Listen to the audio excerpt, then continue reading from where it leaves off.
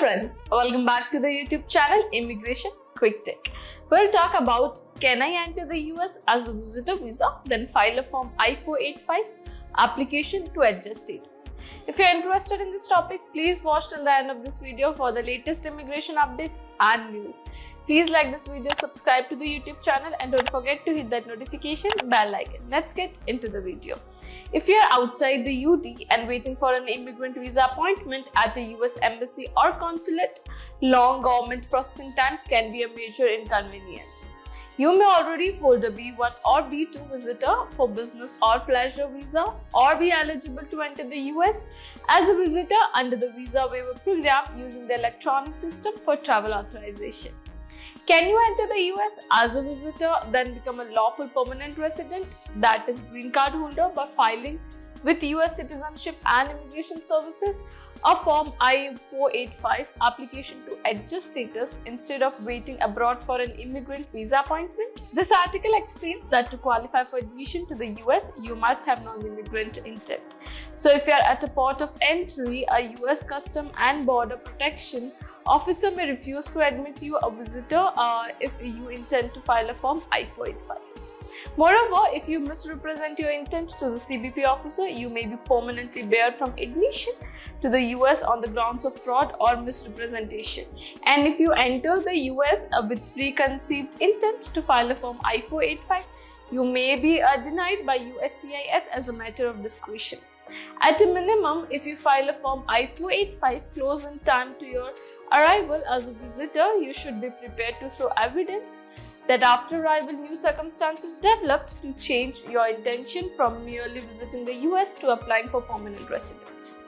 Risk first, refusal of admission for failure to prove non-immigrant intent. At a port of entry, US Customs and Border Protection may refuse to you if you fail to prove non-immigrant intent to the officer's satisfaction. You may be summarily removed, that is deported, by a CBP officer with no opportunity for appeal, in which case you would be barred from returning to the US for 5 years. Or your visa may be cancelled and you may be allowed to withdraw your application for admission, returning home immediately but not subject to the 5-year bar.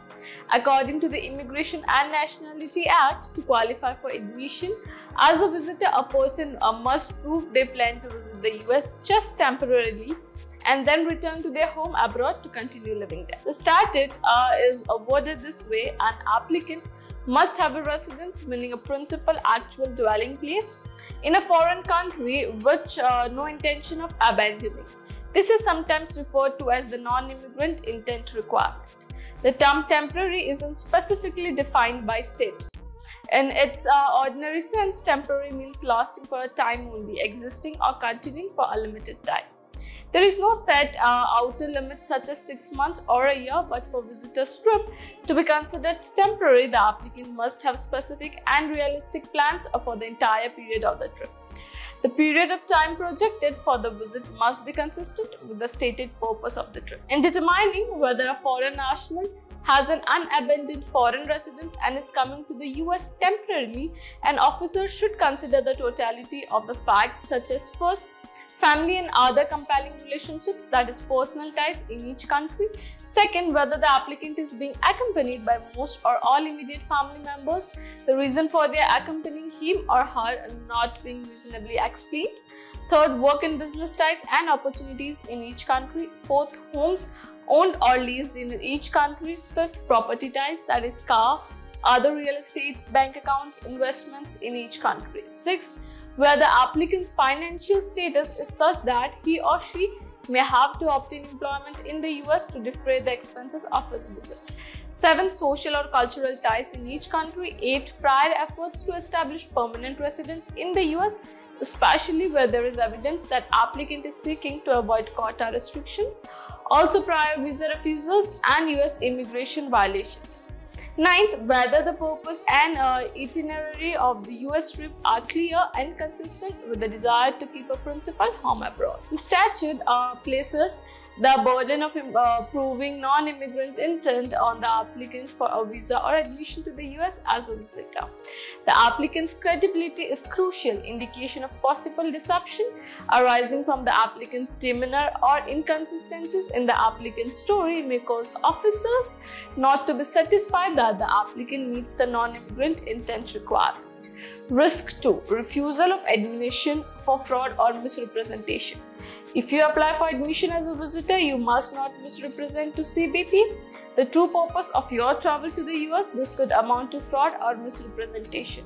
A person who by fraud or willfully misrepresenting a material fact seeks to procure or has sought to procure or has procured a visa or the documentation or admission or other immigration benefit is permanently inadmissible, that is ineligible for admission to the US. In the below dialogue with the CBP officer, the applicant for admission makes two misrepresentation regarding the purpose of travel and intended duration of stay. The true intent is to apply for adjustment of status. What's the purpose of your travel? Answer: visit Disneyland. Second question: how long will you stay? The answer: 2 weeks. The misrepresentation could be discovered by CBP, such as by a search of the applicant's luggage, electronic devices, or social media postings, resulting in the discovery of evidence that, for example, the applicant has quit a foreign job and terminated his apartment lease, applied for jobs in the US and engaged a real estate agent in the US. A CBP officer may uncover a misrepresentation by looking for a foreign national's plan for activities that are inconsistent with B1 or B2 status, such as A. engaging in unauthorized employment, B. enrolling in a course of study at a university, taking up residence in the US by, for example, signing a long-term lease, obtaining a mortgage, signing up for utilities and receiving bills in one's name, obtaining a local driver's license, starting a business, buying or leasing a vehicle, opening a bank or investment account, enrolling in long-term US health insurance, joining a church, gym, or other club. A CBP officer may also uncover a misrepresentation by looking for ties cut by the foreign national to their prior foreign residence, for example, quitting foreign employment, quitting a course of study at a foreign university, abandoning a foreign residence such as cancelling a lease, selling a home, cancelling utilities for a home, moving out of a home, shipping household goods from a foreign residence to the US, liquidating assets such as selling a business, selling a vehicle or terminating a vehicle lease, closing a bank or investment account or disenrolling from long-term foreign health insurance, quitting a church, gym, or other club. Not all such evidence automatically means that the applicant for admission in B1 or B2 status has engaged in fraud or misrepresentation, but the burden of proof is on the applicant to prove admissibility. So if there is evidence that would permit a reasonable person to conclude that the applicant may be inadmissible for fraud or willful misrepresentation, then the applicant has not successfully met the burden of proof.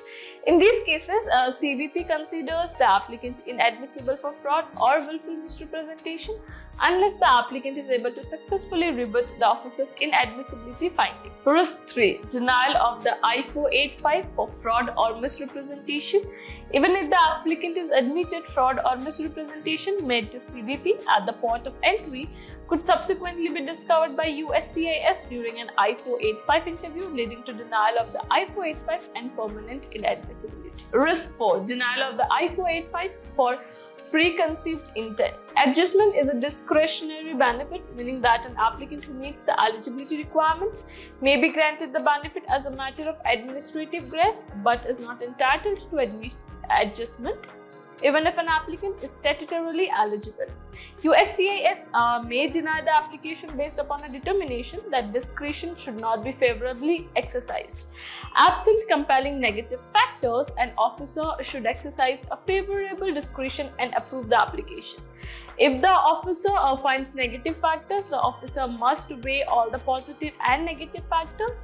The list of issues and factors may include, but is not limited to: one negative, a discretionary factor that an officer adjudicating a Form I-485 should consider is whether the applicant entered the US in B1 or B2 status with preconceived intent to immigrate.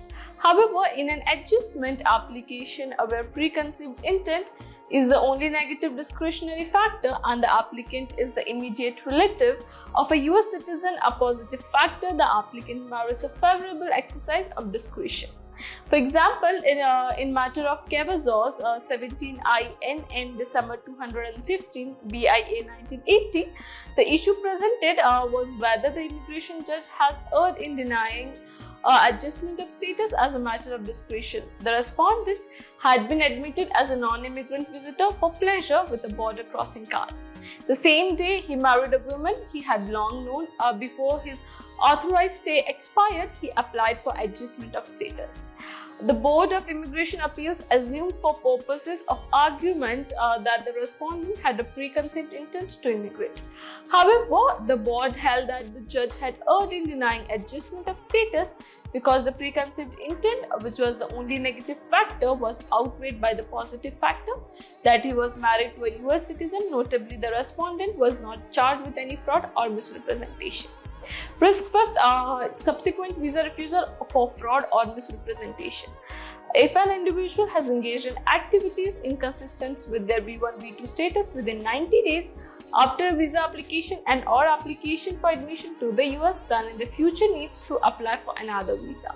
A consular officer may presume that the applicant made a willful misrepresentation, that is, may presume that the applicant's representations about engaging in only status compliant activity were willful misrepresentation of their true intentions in seeking a visa or admission to the United States. This rule is referred to as the State Department's 90-day rule. Under the 90-day rule, the consular officer must provide the applicant with the opportunity to rebut the presumption of misrepresentation by verbally presenting the applicant with the officer's factual findings related to the misrepresentations. The burden of proof falls on the applicant to rebut an officer's finding of material misrepresentation. In light of the 90-day rule, it may be wise to wait more than 90 days after admission to take any action, including filing a form I485 that could be perceived as inconsistent with the terms of admission as a visitor. Waivers of inadmissibility for fraud or misrepresentation. Once an immigration official has concluded that an individual is inadmissible for fraud or misrepresentation, that ineligibility is permanent. There are, however, narrow grounds under which the government may waive inadmissibility. Fraud or misrepresentation waiver for an individual refused an immigrant visa or filing a form I-485 under INA 2121 and non-immigrant visa waiver under INA 212D3. Hopefully the details and information presented in this video are helpful. So what is your opinion about today's information? Definitely tell us by commenting. We'll try to reach you with the latest information related to immigration news.